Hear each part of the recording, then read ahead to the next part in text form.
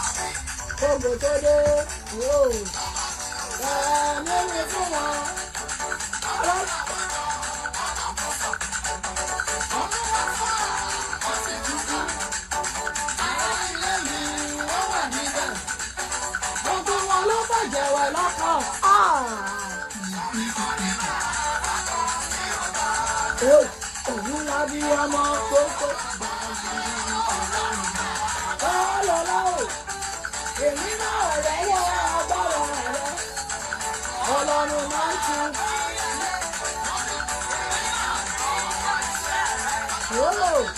Ọlọ́run máa ń tún kàtì ìbàdà mi ẹ̀sẹ̀ mi máa ń ṣe. Èmi sáyé mi oyè ń jó ní bàbá.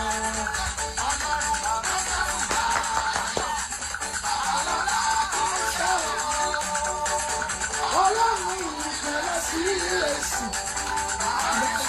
Ọwọ́ rẹ̀ máa jẹ́ mi ìgbà.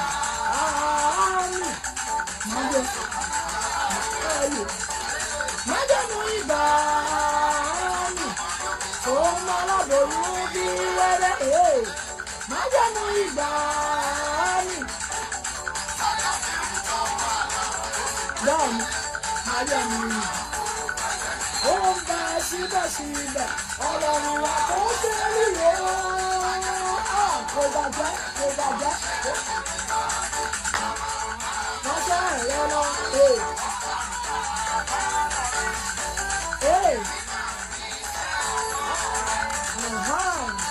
Ọlọ́run bàbá jíde. Ọlọ́run náà ti ń bàtí. Lẹ́sẹ̀kẹsẹ̀ ni wọ́n ń ṣe yára. Èmi dáyé mi. Mo yẹ ìdó fún bàbá. Ó yẹ ìdó. Ojú ọ̀dà.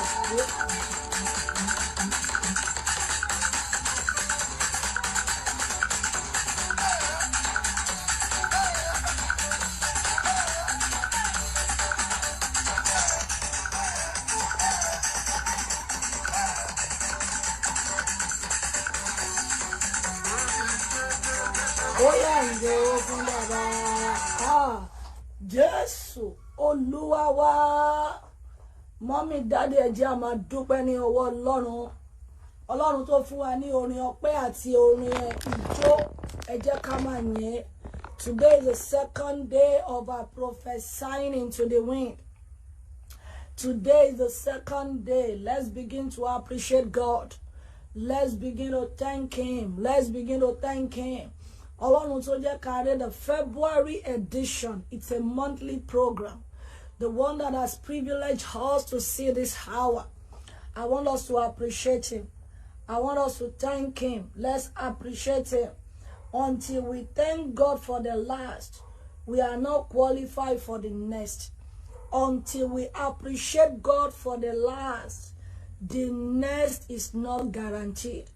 Until we see God in our last day, He's not going to move in the next day.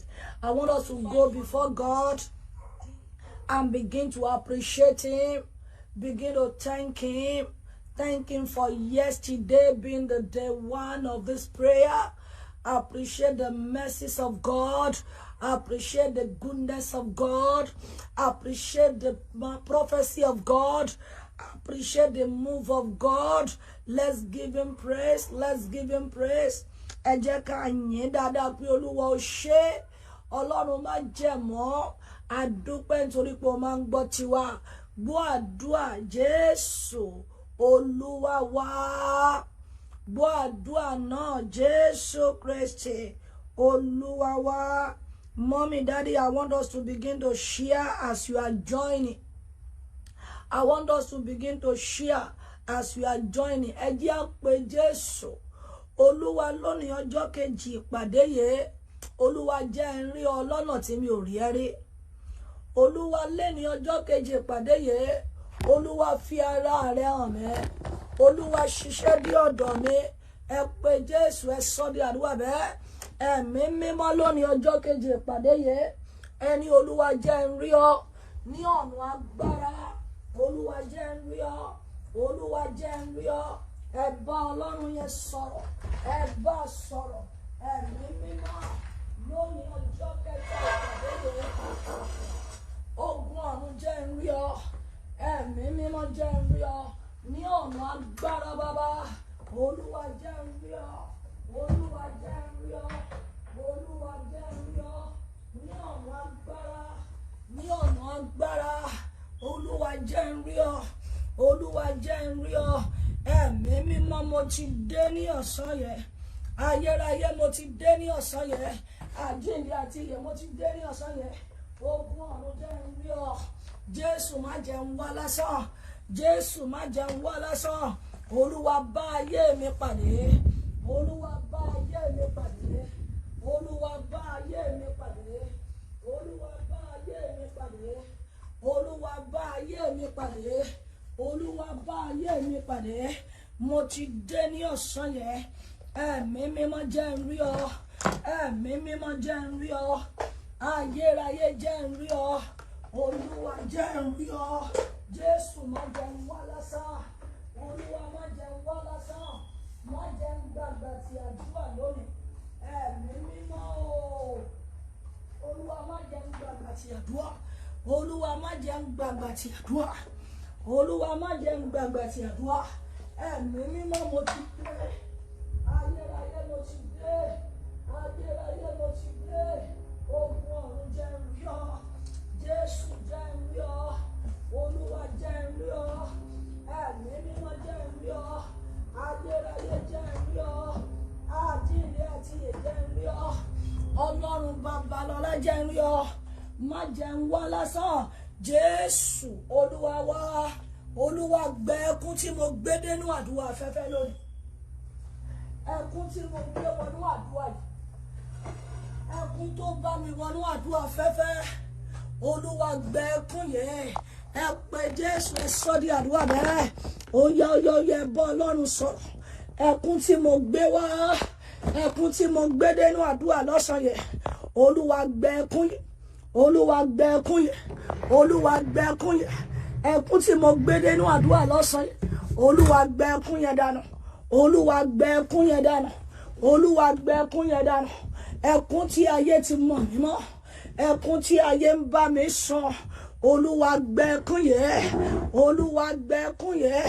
Ẹkún tí ayé ń bá mi sùn, ẹkún tí ayé ń bá mi sùn, ẹkún tí ayé ń bá mi sùn, Olúwa gbẹ ẹkún yìí lójú mi.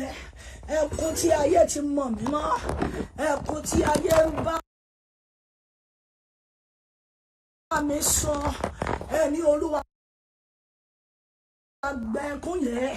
Ẹkún tí ayé ń bá ilé mi sùn, ẹkún tí ayé ń bá ẹbí mi sùn, ẹni Olúwa gbẹ ẹkún yìí lónìí. Olúwa gbẹ ẹkún yẹn, Olúwa gbẹ ẹkún yẹn. Ẹkún tí ayé ń bá mi sùn, ẹkún tí ayé ń bá mi sùn, Olúwa gbẹ ẹkún yẹn, Olúwa gbẹ ẹkún yẹn, Olúwa gbẹ ẹkún yẹn. Ẹkún ọjọ́ tó ti pẹ́, èyí tí ayé ti mọ̀ mí mọ́, màmá yìí bá Ọlọ́run sọ̀rọ̀. Mo ti wọnú àdúrà afẹ́fẹ́ tí oṣù kejì, Olúwa gbẹ ẹkún yìí lójú mi. Ẹkún ọjọ́ tó ti pẹ́, ẹkún tí ò fún mi lọ́rọ̀ sọ, ẹkún tí ò jẹ́ n lè sọ̀rọ̀, ẹkún tí ò jẹ́ n lè sin Ọlọ́run tó. Olúwa gbẹ ẹkún yẹn. Ẹkún tí ayé ń bá mi sùn, ẹkún tí mò ń sun tó jẹ́ mi nìkan ni mo mọ̀ wípé mo sùn. Ọjọ́ pé Olúwa gbẹ ẹkún yìí, Olúwa gbẹ ẹkún yẹn, Olúwa gbẹ ẹkún yẹn, Olúwa gbẹ ẹkún yẹn. Ẹkún tí mò ń sun bàbá tó jẹ́ mi nìkan ni mo mọ̀ pé mò ń sun ẹkún yẹn. Ẹkún tí ayé ti mọ̀ mí mọ́, ẹkún tó ti gba orúkọ lórí mi, ẹkún tó gba orúkọ lórí mi. Is somebody praying? Mo ti wọnú àdúrà afẹ́fẹ́ oṣù kejì, Olúwa gbẹ ẹkún yẹn. Gbọ́ àdúrà, Jésù Olúwa wá. Gbọ́ àdúrà náà, Jésù Olúwa wá. Mo súre sínú ayé gbogbo àwa tá a ti dé lọ́sàn-án yìí, lórúkọ Jésù, a ò ní rí ẹkún wa mọ́. Ohun gbogbo tó gbé wa wọnú ìpàdé yẹn, òkè tó bá wa wọlé, lórúkọ Jésù mú ló di pẹ̀tẹ́lẹ̀. Ogun tá a mọ bó ṣe bẹ̀rẹ̀ ṣùgbọ́n tá a ṣì ń jà lọ, ogun tá a mọ ìpìlẹ̀ ṣùgbọ́n tó takú, lórúkọ Jésù ogun yẹn wọlẹ̀. Ẹ pé Jésù, Olúwa wọ̀ mí lágbára tí kì í rí ogun ayé ẹ̀ mọ́. Power not to see my battles again. Power not to see the battles again. Agbára tí kì í rí ogun ẹ̀ mọ́. Ẹni tó ti dúró láìrọ́mọ, mọ́mì tó bá dọlọ́mọ méje, kò rí ogun yẹn mọ́. Ẹni tó ti wà láìlọ́kọ láìláya tó bá dẹni tó nídìílé aláyọ̀ kò rí ogun yẹn mọ́. Agbára kan ló wọlé, ẹ jẹ́ á pe Jésù. Agbára tí ó fún afẹ́fẹ́ tó fi jọba lórí ohun gbogbo. Olúwa fún mi ní agbára tó ń jọba lórí ogun gbogbo. Agbára tí ogun kì í rí fín. Béèyàn bá pẹ́jù nínú ogun, ogun ti ríyàn fẹ́. Ẹ jẹ́ á gbà màmá. Agbára tí ogun kì í rí fín. Agbára tí ogun kì í rí fín. Agbára tí ogun kì í rí fín. Ẹni Olúwa gbé wọ̀ mẹ́. Ẹ pé Jésù, ẹ sọ di àdúrà bẹ́ẹ̀. Power not to be embarrassed by the battles of life. Power not to be embarrassed by the battles of life. I receive that power. I receive that power. I receive that power. Ẹ jọ̀ọ́ ṣó ń gbọ́ mi lórí rédíò yẹn. I receive that power. Power not to be embarrassed by the battles of life again. I receive that power. Power not to be embarrassed by the battles of life again. I receive that power. I receive that power. I receive that power. I receive that power. I receive that power. Power not to be embarrassed. Oh yeah.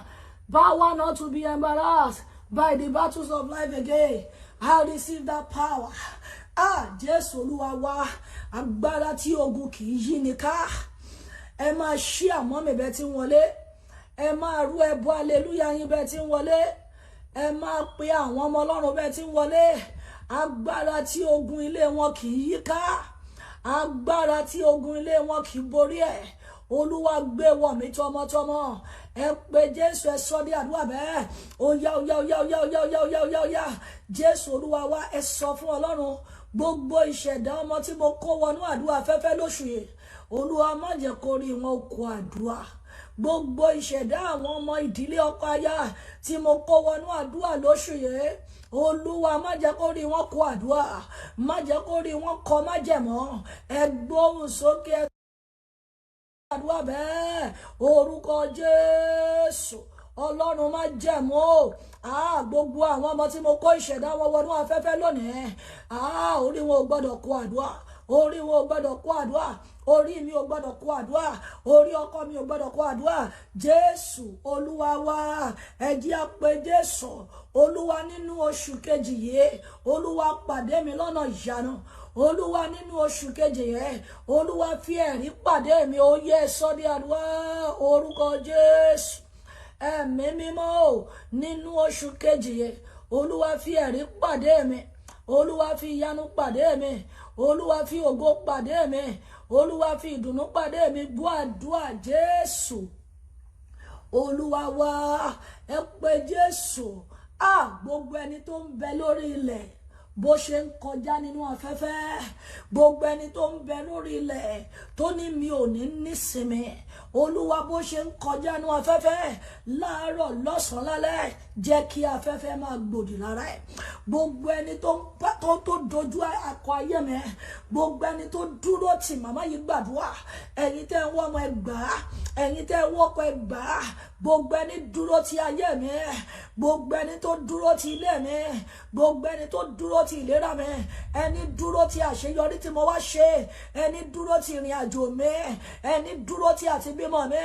Olúwa tó ń rìn nínú afẹ́fẹ́. Tó ń jẹ nínú afẹ́fẹ́. Tó ń mu nínú afẹ́fẹ́. Tó ń sọ̀rọ̀ nínú afẹ́fẹ́. Tó ń ṣohun gbogbo nínú afẹ́fẹ́. Olúwa láti òní lọ jẹ́ kí afẹ́fẹ́ bẹ̀rẹ̀ sí ní gbòdì lára ẹ̀. Ẹ pé Jésù, ẹ sọ di àdúrà. Ẹ fi tara gbà màmá. Mo ti jáde sínú afẹ́fẹ́ lónìí. Agbára tó lóhùn ò ní padà. Ọwọ́ tó lóhùn ò ní dẹ̀yìn. Ipá tó lóhùn ò ní dúró. Ẹ̀dá tó lóhùn ò ní jáwọ́. Bàbá lórí ọ̀rọ̀ mi. Bàbá lórí àwọn ọmọ mi. Lórí ìṣerere wa. Lórí ọjọ́ ọ̀la wa. Lórí iṣẹ́ ìránṣẹ́. Lórí ìgbéyàwó. Lórí ìdílé mi. Agbára tó lóhùn ò ní jáwọ́. Ẹ̀dá tó lóhùn ò ní jáwọ́. Ìkà tó lóhùn ò ní jáwọ́. Olúwa ó rìn nínú afẹ́fẹ́ láti òní lọ. Olúwa ó yá máa jábọ́. Afẹ́fẹ́ kó gbòdì lára ẹ̀. Jésù Olúwa wa.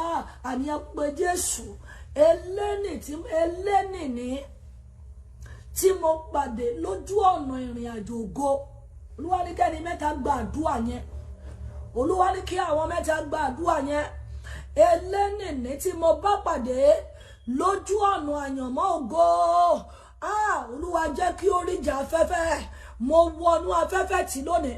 Mo wọnú afẹ́fẹ́ tí lónìí.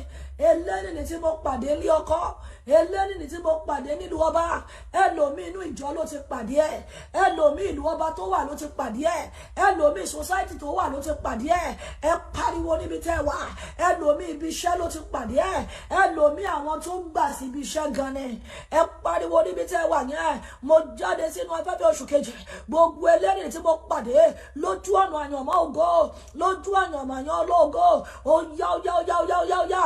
Olúwàjọ́ bẹ̀rẹ̀ sí ní ríjì afẹ́fẹ́. Olúwàjọ́ máa ríjì afẹ́fẹ́. Ẹ pé Jésù, ẹ sọ́ di àdúrà. Eléni tí mo pàdé, eléni tí ọkọ mi pàdé, eléni tí táyà mi pàdé, tó lógo ara mọ́ mi lọ́wọ́, tó lógo òní ṣe mọ́ mi lọ́wọ́. Ẹ pariwo níbi tí ẹ wà yẹn. Ọlọ́run má jẹ̀mú o, Ọlọ́run má jẹ̀mú o, Ọlọ́run má jẹ̀mú o. Ó yá fi afẹ́fẹ́ lé ìlà oòrùn, afẹ́fẹ́ líle ìwọ̀ oòrùn, afẹ́fẹ́ líle gúúsù, afẹ́fẹ́ líle àríwá. Ó yá. Jésù Olúwa wa. Àní ẹ pé Jésù. Èṣù tó gba ọ̀já ògo, Olúwa ní ẹ tún mú ọ̀já yẹn jáde. Gbogbo ẹ̀yin tẹ́ ń wá ọmọ, ẹ mú ọ̀já yẹn jáde. Ẹ pé Jésù. Èṣù tó gba ọ̀já ọmọ lọ́wọ́ mi tó dáná sun. Èṣù tó fi ọ̀já pàrókò má bímọ sí mi. Olúwa iṣẹ́ wọn parí lónìí. Àjàgà wọn mo bọ́nú ẹ̀ lónìí. Ìdè wọn já lára mi lónìí. Ó yẹ sọ́dí àdúrà.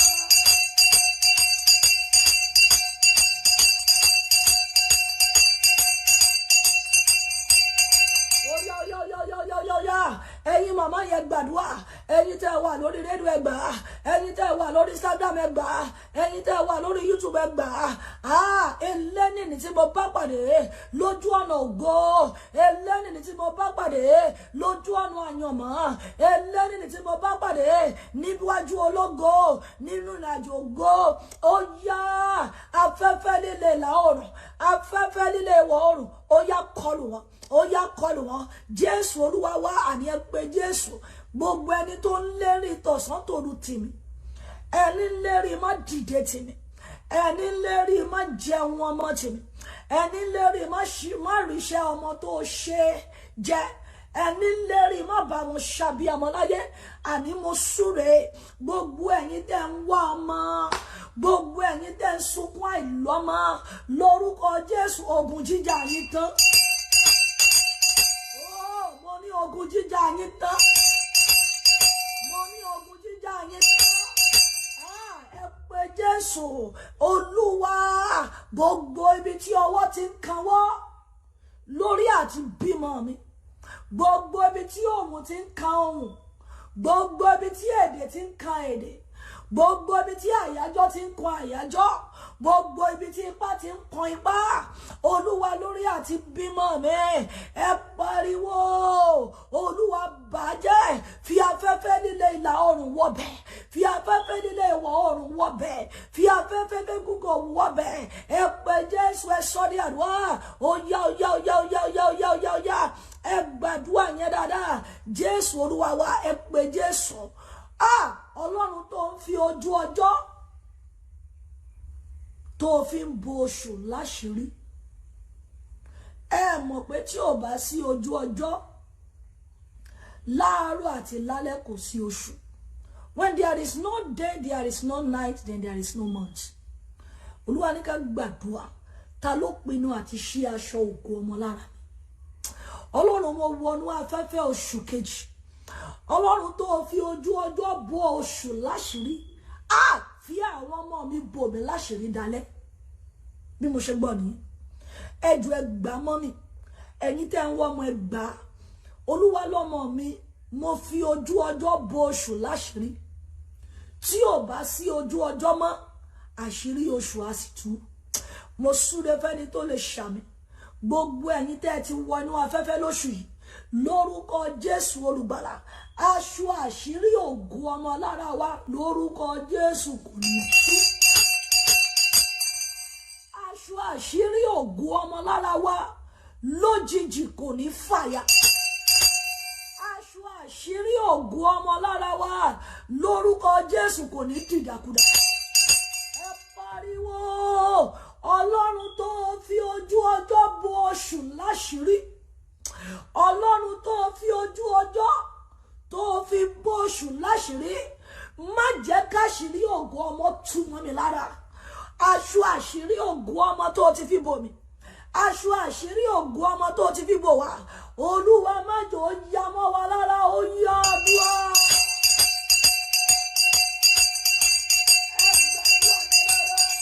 Ẹ fi dára gbà, ẹ fi dára gbà. Jésù Olúwa wa, gbogbo ènìyàn nawọ́ sínú afẹ́fẹ́. Ohun tí kì í ṣe tèmi, ṣùgbọ́n tí òkùnkùn ti forí mi pè sínú afẹ́fẹ́, ẹ máa pariwo oyè jábọ́. Má gbàdúrà inú ilé o, jáde síta.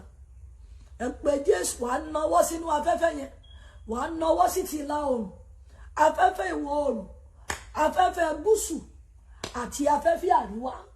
Ohun gbogbo tí òkùnkùn forí mi sọ, ohun tá a forí ọkọ mi sọ, ohun tá a forí ilé ọmọ mi sọ, ohun tá a forí ọkọ mi sọ sínú afẹ́fẹ́ níbi, ẹni Olúwa já dànù, Olúwa já dànù, Olúwa já dànù. Ó yá àdúrà.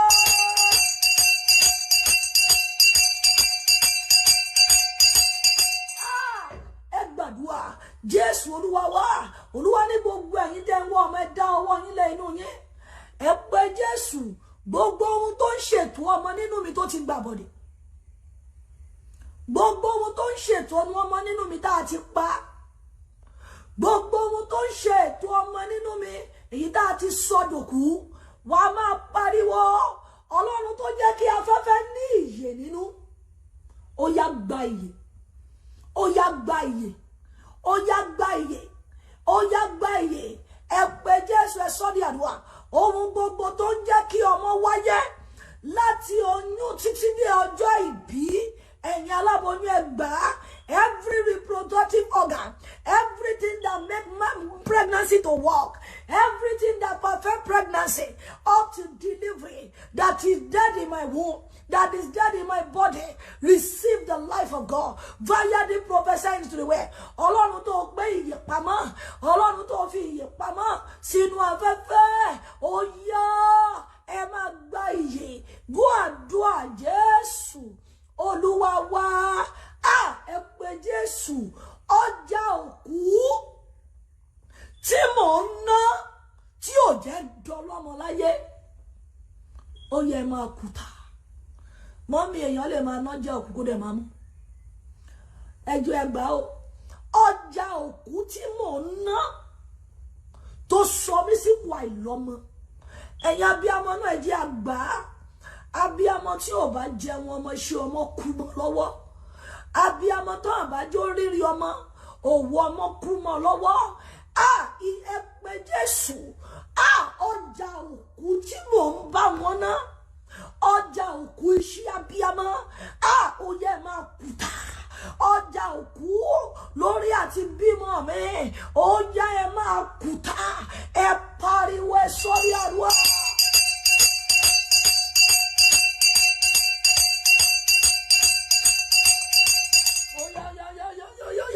Mo ń wọnú iṣẹ́ yẹn lọ́ba. Ọjà òkú tí mo bá wọn ná, ọjà òkú tí mo bá wọn ná, Olúwa ní ọjọ́ mẹ́ta ní kí n fi bá wa gbàdúrà ọ̀tẹ̀ntikọ́tò àyànmọ́. Olúwa ní ọjọ́ mẹ́ta ni, torí òun fẹ́ gbé nǹkan jáde. Olúwa ní ọjọ́ mẹ́ta ni, torí òun fẹ́ gbé ìyanu jáde. Ọjà òkú tí mo ń bá wọn ná, tó lóore fi sá mọ́ wa lọ́wọ́. Ọjà òkú tí mo ń bá wọn ná, tí olóore kì í pẹ́ lọ́wọ́ mi. Ọjà òkú tí mo ń bá wọn ná, tí ẹsẹ̀ mi máa ń tàṣkẹ̀rẹ̀ ohun rere. Ọjà òkú tí mo ń bá wọn ná, tóhun rere fi ń lé mẹ́mi lọ́wọ́. Ọlọ́run ọjọ́ pé ó yẹ máa dòkú, mi ò tún nájà yìí mọ́. Mo wọnú afẹ́fẹ́ ìyè ni, kò sí ikú nínú afẹ́fẹ́, kò sí òkú nínú afẹ́fẹ́. Ọjà òkú tí mo ń bá wọn ná, ọjà òkú tá forí mi pè, ọjà òkú tá fi ilé ọmọ mi pè, ọjà òkú tá fi iṣẹ́ ìránṣẹ́ mi pè, ọjà òkú tá fi ọkọ mi pè, ó yá, ẹ máa kùtà, ẹ máa kùtà, ẹ máa kùtà. Mo jáde, mi ò tún ná mọ́. Gbọ́ àdúrà Jésù Olúwa wa. Ẹ pé Jésù, ọjà abiyamọ tí kì kì í ṣe tèmi tá tà fún mi. Ọlọ́run mo dá padà lónìí. Ọjà abiyamọ tí kì í ṣe tèmi ṣùgbọ́n tí òkùnkùn ti tà fún mi. Mo dá padà lónìí. Mo dá padà lónìí. Mo dá padà lónìí. Open your mouth and begin to pray. Pray that prayer very well. Pray that prayer very well. Pray that prayer very well. Ṣó ń gbọ́ mi lórí page bàbá. Ẹ jọ̀ọ́ bá mi wo page bàbá. Can you hear me on Baba's page? Can you hear me very well? Ọjà òkú tí mo ń bá wọn náà. Ọjà òkú tá ń forúkọ mi náà. Ọjà òkú tá ń forúkọ ọkọ mi náà. Ẹ máa pariwo. Mi ò tún ná mọ́. Mi ò tún ná ọjà yìí mọ́. Ṣé ń gbọ́ mi lórí YouTube? Mi ò tún ná ọjà yìí mọ́. Wọ́n àdúrà. Jésù. Olúwa wa, God bless you, mommy. Àwọn tó wà lórí Facebook, bàbá. Ebenezer AKINYELE ṣé ń gbọ́ mi. Àwọn tó wà lórí YouTube ṣé ń gbọ́ mi. Àní ẹ pé Jésù. Ọlọ́run ọjọ́ pé mú mi kúrò nípò òkúta ayé tí mọ̀ mí mọ́. Mọ́mì, mo ń lọ sínú iṣẹ́ yẹn báyìí o. Olúwa lọ́mọ mi ẹ gbàdúrà. Many of us we are laboring, even on parenting. Many of us we are laboring, even in our marriages. Many of us we are laboring, even in prayer. Many of us we are laboring, even in giving. Many of us we are laboring, mommy, but we are getting little impacts. Why? Because something is missing. And that is what we are praying for all through this affair. That is what we are praying for. I'm reading from the book of John. John chapter 18. John chapter 18. I'm going to read it from verse 15 to 18. John chapter 18. We want to pray into our life, the authenticators of life. We want to pray into our destiny, the introducers of futures and destiny. We want to pray into our life, into our children's life, the endorsers of destiny. We want to pray into our life, what I call, mommy, the lifter of air. God told me something, told me, throne and kings are enthroned. They are not elected. Kings, they are enthroned. They are not elected. Kings are enthroned. A man fi ọba Jenny. A kì í dìbò yan bá. Mommy, you are a king. Daddy, you are a king. But you needed to be enthroned. Many knew themselves as a king. Their business is a king. But they are not being enthroned. And if you are not enthroned, there is no rulership. If you are not enthroned, there is no kingship. If you are not enthroned, you cannot deliver. When you are not enthroned, mommy, you cannot maximize what you carry. I read from that place, John chapter 18, and I'm going to start from verse 15. John chapter 18, from verse 15. Only and Simon Peter, I want you to follow me. And Simon Peter followed Jesus, and so did another disciple. That disciple was known unto the high priest, and went in with Jesus into the palace of the high priest. People of God, there are palaces ordained for you. There are palaces that we have been given to go and rule. There are palaces that they are waiting for your voice. There are palaces that they are waiting for you to come and speak. But you got to be enthroned.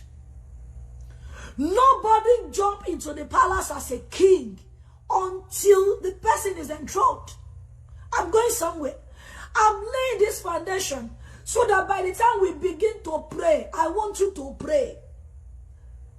Hallelujah.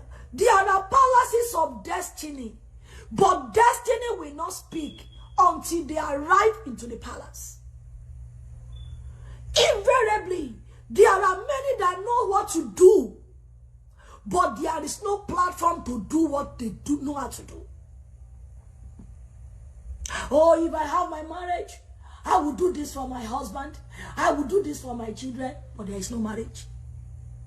Oh, if I have my children, I will do my son like this. I will do my daughter like this, but there is no children. Oh, if I'm able to get to Western Wall, I know what to do. I can do this. I can do this. They know what to do, but there is no platform. They have what they want to do inside. I have prayed it. I have cried out my heart to God. But God, enough is enough. Mon foundation, you mommy. Tori kan le wonu afefe la sakalogia. We must know mommy. This prayer olojo meta ni ki nfi rin ajo yi. They don't pray any other prayer. Pray this prayer. I want to use it for their life in their lives. Many are loaded. Many are loaded. Many children are loaded. Many children have what to do, but they are not speaking. Many things that you want to do, but you are muted. Many potential that want to speak, but there is no platform. There are palaces that have been designated for you, but we are not entering yet. There is a place that we have been tagged to go and speak, but we are denied. There is a place that they are even waiting for your voice, but there is no entrance. And you'll be wondering, what she's doing, I can do it, but there's no platform. Mosude feni to le shami. Ọlọ́run tí ó jẹ́ kí ara kú mọ́ fẹ́fẹ́. Ọlọ́mọ mi, gbogbo ara tó wà nínú afẹ́fẹ́ ló máa ń dá. Ó ní, have you ever seen wind being surcharged? Have you ever seen wind being caged? Have you ever seen wind being handicapped? I said, no. Only go and pray. Ìwọ tó bá ti jáde sínú afẹ́fẹ́ lọ́sàn òsì láàrin wa. Only bóun mi ṣe rí, I have prayed. When I see I have cried to God, I say, God, enough is enough. Mommy, I'm going somewhere in that page that we are reading. Hallelujah. Only verse 16. I want to see no Adura. Mo fẹ́ kó yé wa, so that you can pray if this prayer concerns you. But if it does not concern you, please pray it for me and pray for IWOLERIKAN ministry. Only Paul Peter stood at the door. Kalia.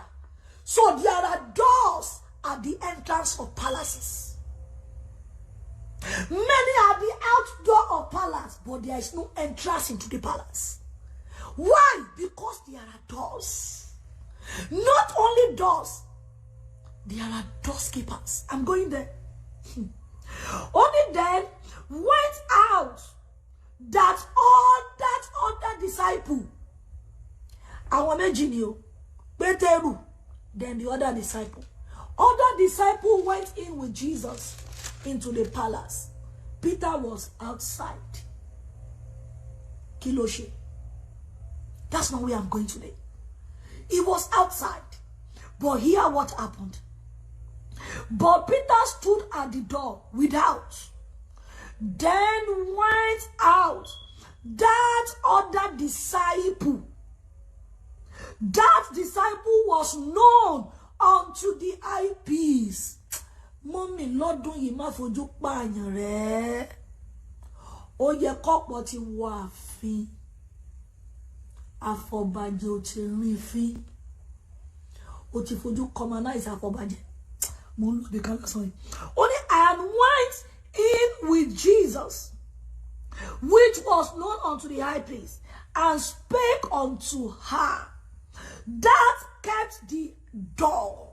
So, mommy, door was not only there are other doorkeepers. Those are the ones that can use their mouth to destroy someone. Even she knows to do that business, so, but we are not going to give it to her. Even she carries what we need. Hallelujah. Mosu de fe ni to le sha. Ẹni tí ó jẹ́ kó bá tó ń bẹ nínú rẹ̀ kó dùn. Ẹni fi ẹnu pa ọba inú rẹ̀ lórúkọ Jésù oríjà afẹ́fẹ́ látòdì. Mommy, there wasn't anything. The other disciple that entered with Jesus had carried that Peter does not have. But Peter was denied access. Stay outside. You don't belong here. You don't know high priest. We are the woman. We are the doorkeeper. You cannot go in because you don't know how to talk. We cannot help her because she's too rude. She cannot marry my daughter because we are not from the same country. Doorkeepers. Many are still single today because they are doors. Many don't have what it takes today because they are doors and they are doorkeepers. But mommy, God frustrated the other disciple. But although Lord, you are good. Lord, you are fine. You have gained access, but we will inconvenient. You have to go, but there is somebody outside. There is somebody that carry what it takes. There is another person that still also to be in the palace, which is you. There is somebody who must have arrived again, but it's not yet there. There is another fellow that the voice must have been heard, but they have not heard it. And that other disciple, she returned back outside because of Peter. Authenticators. We are praying. Mommy, authenticators. This is where I'm going. Mommy, daddy, you need people. You need someone. You need an introducer. Many people are outside with their destiny. Peter was outside. He was outside. He couldn't go in with them. Many people were outside. Mommy, with their beauty. Very beautiful. Has good character. Has good job. Very godly. Very prayerful. Mommy, but no marriage. Some people are outside. They have the knowledge. When they speak, you know something.